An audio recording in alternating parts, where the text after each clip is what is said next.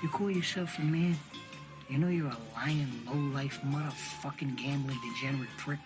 You know that's what you are? Well, hello, you degenerate fucks, and welcome to the Degenerate Gambler. It is Thursday, the 10th of November. We are getting very close to the World Cup. The World Cup starts next Sunday. It's going to be weird because we're going to have lower league games going on at the weekends and some of the midweeks, as well as World Cup games. I was looking through the fixtures and the times. The times seem to be like 10 in the morning, 1, then 4, and then 7, which is not bad, but some of those games is going to be hard to see depending on your sort of schedule. But listen, it's a World Cup. It's going to be a weird one, but I'm sure we'll all enjoy it. Um, so yeah, just going to have a quick look at last week, look ahead to this week, this will be the last week that I do sort of two bets for Saturday because, say, with the amount of games being a lot less, it's going to be harder to pick, 10 selections. So I'll have a quick look. I'll come up with something, probably a main bet for the Saturday. Um, and then I'll just be betting most days on whatever games is on. Uh, so yeah, last week was a big week. I had a couple of bets up, but it could have been bigger. Uh, had a few that were unlucky. I had Ladbrokes who are stroking bastards. I'll get to that in a minute. But anyway, the main bet had Blackburn who won, Bristol City who won, Plymouth. What was it? Plymouth? Was Plymouth a draw? I think it was three draws. Plymouth, Peterborough, Wycombe. No, Plymouth would beat Bath, and Wycombe would beat Bath. Anyway, they weren't up. The overs.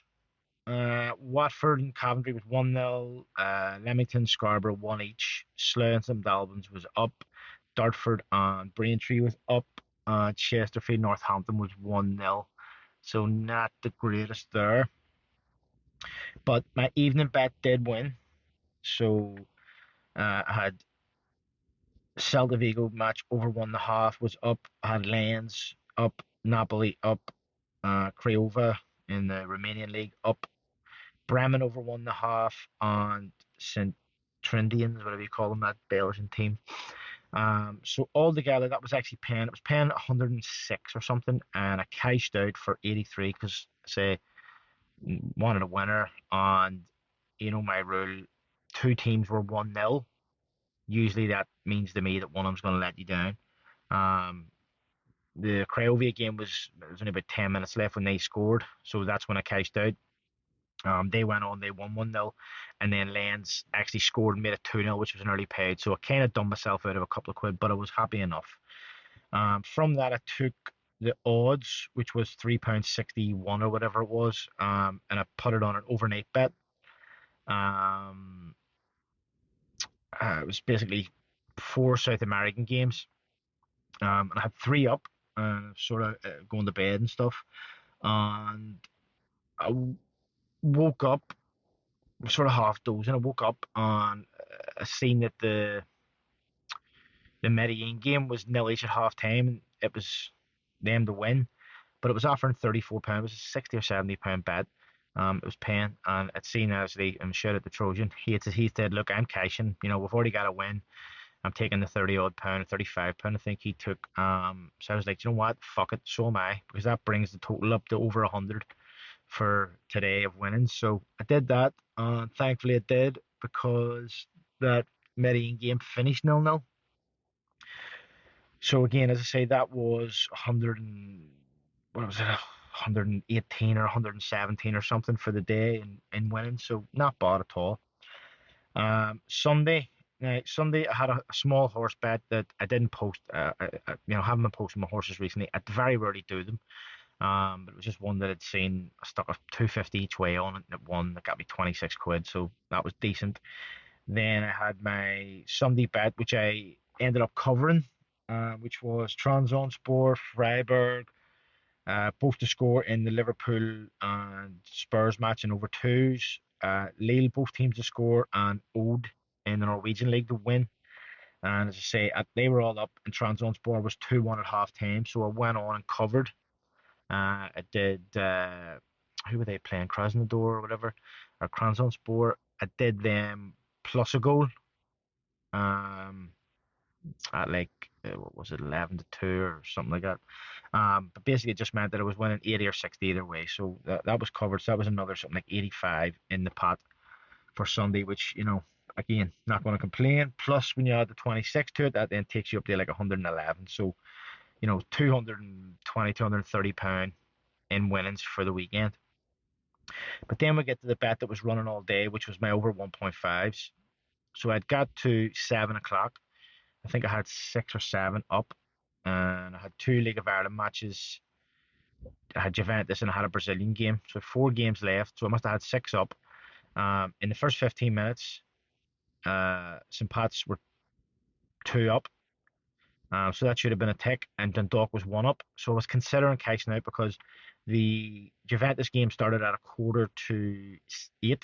So this is at about 7:20. So I thought to myself, right, this bet pays 140. I've got 7 up. The eighth one is 1-0, 20 minutes in, which would have meant the in play on that being over 1.5 would have been maybe 1-10 or something, because it was 1-3 before the game. So I thought, right, I maybe cash this out. I could maybe get somewhere in the region of 80, £90. I was thinking because, as I say, I had that in play one, which would have been 1-10 or so, maybe more. And then I had two 1-3s. Juventus were 1-3 over 1.5, and so was the Brazilian game. And it goes on, and it's suspended. So I check other bookmakers, and it wasn't suspended. And I'm going, what's going on here? So I contacted Ladbrokes, who the bet was through, and they said, "Oh, we're not taking live bets, so cash out suspended." So I was like, "Well, but uh, I'm not. Why can't you settle existing bets? Surely, yes, okay, you're not taking live bets, but my bet's already been taken, and the selection is correct. Surely you should go in and give it a green tick." And they basically said, "No, we don't do that. Once betting suspended live, we don't settle any bets until after we verify the score." Which is another thing they said, we can't verify the score. I mean, what fucking national bookmaker can't verify a score? All I have to do is look on any other bookmaker, fucking Fly Score, Live Score, Football 24, fucking Sky Sports, anywhere you want, BBC, they're just cunts. That's what they are. Um, what I didn't think to do, which is what I should have done, which was I should have went into the Dundalk game and bet, uh, because I was looking to cash out, and bet this it to be under 1.5, with it already being 1 goal. It would have been a huge price. And maybe I could have got some winnings back on that. And then if I was going to cash the bet out anyway, but it just had me fucking riled up, the fact that the bastards suspended the betting for the whole game. And even after the game was over and the selection was up, it took about 45 minutes for it to be, given a green tick. But obviously by that stage, the Dundalk game had finished 1-0. And in a game where there was loads of chances, which was another fucking, it's just one of them. But I said I'll not be using Ladbrokes again. I don't use Ladbrokes all the time. The only reason I used Ladbrokes for that was that I had a free £1 bet on Saturday, and I put it on an 8-1 horse, and a free £1 bet, and I put it on an 8-1 horse that won. So I used that £8. I thought, I'll just use that for me over 1.5s. But as I say, I'll try to stay away from them as much as possible. I still go on and do my free spins and stuff, and and I'm probably gonna at some point build up enough money to do a bet with them. But I don't know what to do. Maybe just rip it out, put it in other bookmakers, because that's just you feel like you've been cheated in that circumstance. So yeah, it wasn't great. Looking at right, so last week's favourites and overs, I haven't done them because there was only what Premier League and Championship, and then the FA Cup. Is there really much point doing the statistics in that? A lot of them games were really really short price, and well, even the ones that were short price, there was 4 or 5 big teams went out. So I haven't done those this week. As I say, so that was, look, I'm not going to complain about the weekend. I won over £230, but it should have been over 300. I do tend to have these weekends. Anybody who's followed me for a long time will know I do go through these week patches where everything I seem to hit, or a touch seems to hit. And that just would have been nice to turn that into over £300 in winnings just for that weekend. That would have been nice. Still not complaining, but it is what it is. I then had a bit of bad luck on Tuesday night where I had 4 overs up, and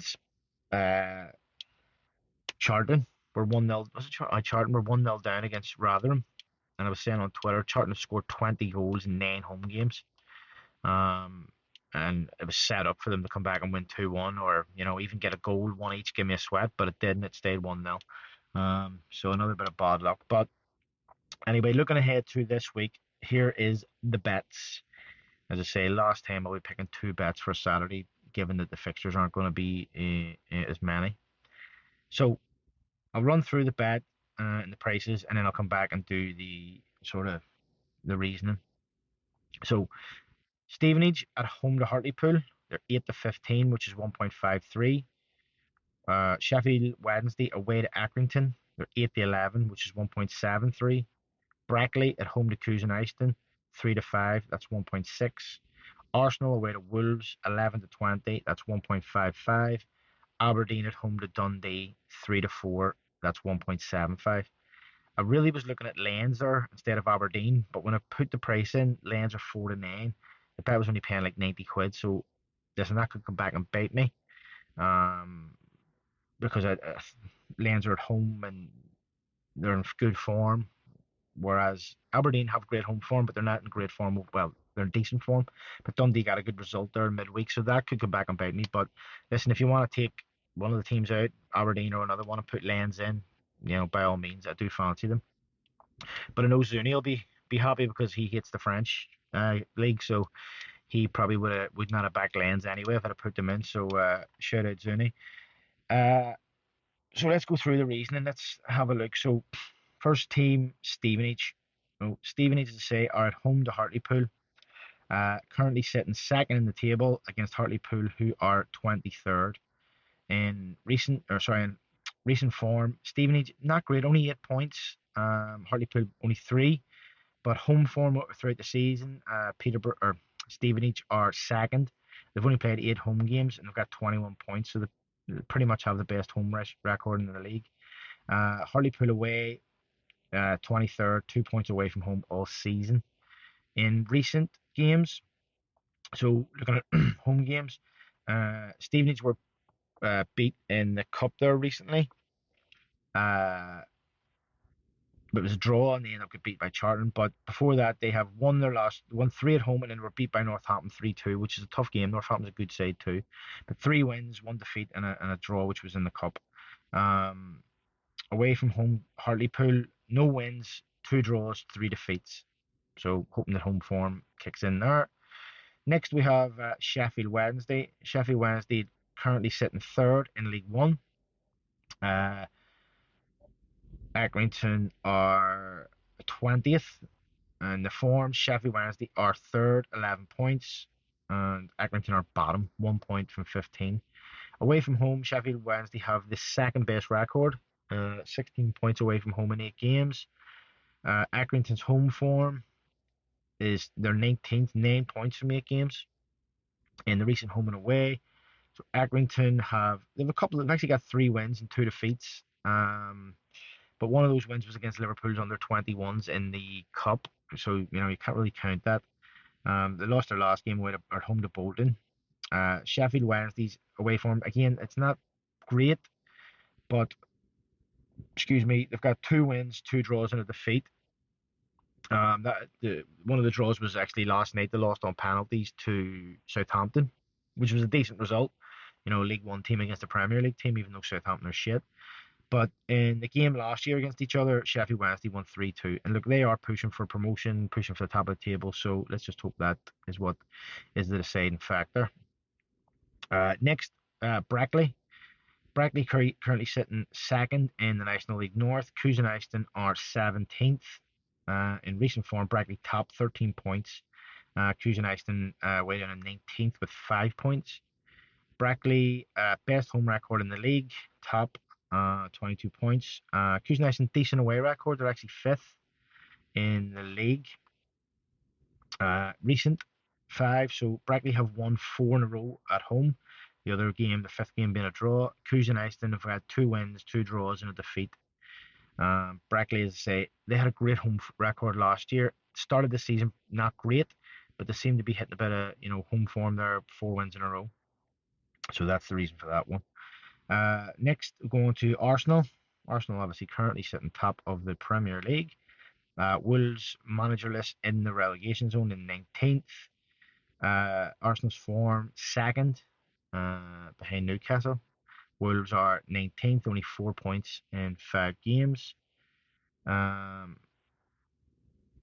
let me look at away form. Arsenal's best away form in the league, 16 points. Wolves are 19th again.